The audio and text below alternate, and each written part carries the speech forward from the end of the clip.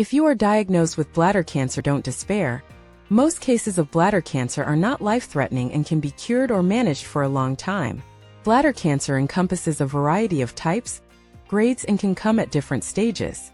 Broadly speaking, bladder cancer can be divided into two categories, based mainly on the stage of the cancer, which is an indication of how much the cancer has advanced into the layers of the bladder. Non-muscle invasive bladder cancer and muscle-invasive bladder cancer. The management of these two types of bladder cancer is often different. Non-muscle invasive bladder cancer is a superficial type of bladder cancer, and as the name implies, it only affects the superficial layers of the bladder. To understand this further, we need to understand the anatomy of the bladder wall. The wall is made of the lining of the bladder or the bladder mucosa, which is a superficial layer of cell that is attached to a basement membrane which separates it from the next deeper layer, which is called the lamina propria. This is a soft tissue type layer made of connective tissue, and underneath this layer lies the bladder muscle, which is called the detrusor muscle. And after the muscle comes the serosa, which is another fibrous layer that surrounds the outside of the bladder. Let's start with non-muscle invasive bladder cancer. This cancer by definition only affects the bladder mucosa or the lamina propria. If it is confined to the bladder mucosa or the lining of the bladder, it is given a stage A or TA. This means the cancer cells only affects the cells superficial to the basement membrane and do not go any deeper nor breach the basement membrane. If it breaches the basement membrane and invade the lamina propria, it is given a stage of T1. Bladder cancer cells are called transitional cells carcinoma. Managing non-muscle invasive bladder cancer often entails removing the tumor initially with surgery.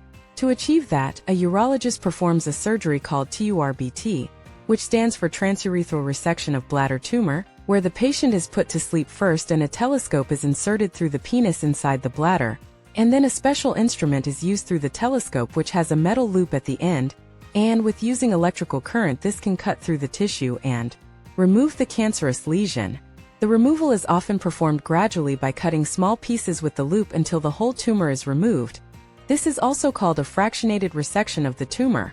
Once the visible tumor is removed, most urologists obtain some deeper samples of the bladder wall to include the muscular layer, to ensure that there is no deeper invasion into the muscle during histological analysis. After resecting the bladder tumor, a chemical is instilled into the bladder called mitomycin, which is cytotoxic antibiotic, and this is kept inside the bladder for about an hour, and then it is drained. The purpose of this chemical is to kill any floating cells after the resection and reduce the risk of tumor recurrence.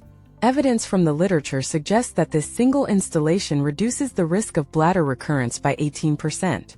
Once the tumor is removed and sent to the lab, the grade of the cancer cells could be determined.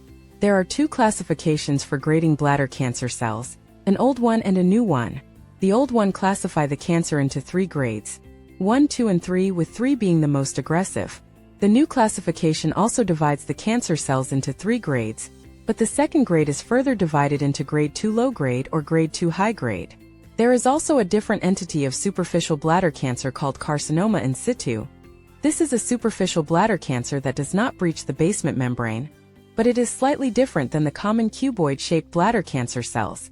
In this type of cancer, the cells are more aggressive and have the potential of progressing into a muscle-invasive bladder cancer within 2 years if left untreated. The above grading and staging helps divide superficial bladder cancer into 3 risk categories, which classifies the cancer according to the risk of recurrence or progression to muscle-invasive disease. The first category is low-risk non-muscle invasive bladder cancer. These categories include grade 1 tumors if they are less than 3 centimeters and solitary. High-risk bladder cancer include any grade 3 tumors, any T1 tumors, or any CIS. Intermediate-risk bladder cancer often falls between the above 2 categories. Managing these different risk groups is different. For low-risk bladder cancer, no further treatment is often required, but the patient is kept under follow-up for about a year, where the bladder is inspected few times with a camera in an outpatient office procedure called a flexible cystoscopy every few months. The flexible cystoscopy is a bendable camera that is inserted through the penis after applying a lubricating gel. The camera is advanced to the bladder, passing through the external sphincter and prostate. Once in the bladder is filled with water to expand it and facilitate good vision. The bladder is then inspected thoroughly to ensure there is no recurrence. Then the camera is withdrawn. The procedure lasts around 2 minutes on average. Afterwards, the patient might develop burning sensation on passing urine or visible blood in the urine for a couple of days. This procedure is repeated a couple of times over the next 12 months, and if there is no evidence of recurrence, the patient is discharged back to the GP's care. For intermediate-risk bladder cancer patients often are given a course of intravesical instillation therapy with mitomycin. This is a cytotoxic antibiotic that is instilled inside the bladder using a urethral catheter and left in situ for about an hour before the patient is allowed to void. This is often given as a course of 6 instillations, once a week for 6 weeks. The evidence suggests that mitomycin reduced the risk of recurrence of bladder cancer by 30% in some publications. Patients with intermediate-risk bladder cancer have regular cystoscopies for up to 5 years, and then a decision is made to discharge the patient after discussion with the patient and the GP. Surveying the kidneys is recommended periodically, perhaps once every couple of years, to ensure that there is no urothelial cancer in the kidneys or kidney pipes. The chances of this happening is in the order of 1 to 4%. For high-risk non-muscle invasive bladder cancer patients, a BCG is often offered. This is a weakened tuberculosis bacteria that is instilled inside the bladder and acts by directly killing cancer cells and, more importantly, by triggering a potent local immune response that targets and destroys tumor cells. The process involves BCG's entry into bladder cells, leading to cell death and the release of cytokines. This inflammatory cascade attracts immune cells like CD4+ and CD8+ T lymphocytes, natural killer cells, and macrophages, which then directly attack and eliminate tumor cells. The follow-up regimen is more stringent compared to the low and intermediate risk categories, and is advised for a period of 10 years, and perhaps more if the patient is fit enough to tolerate further invasive or surgical treatments if need be. The patient should undergo upper urinary tract surveillance scans on a yearly basis, as there is up to 7.5% chance of upper tract involvement in those cases. For very high-risk non-muscle invasive bladder cancer, which is TAG3 and CIS, or T1 and CIS, patients can be offered either BCG or upfront cystoprostatectomy.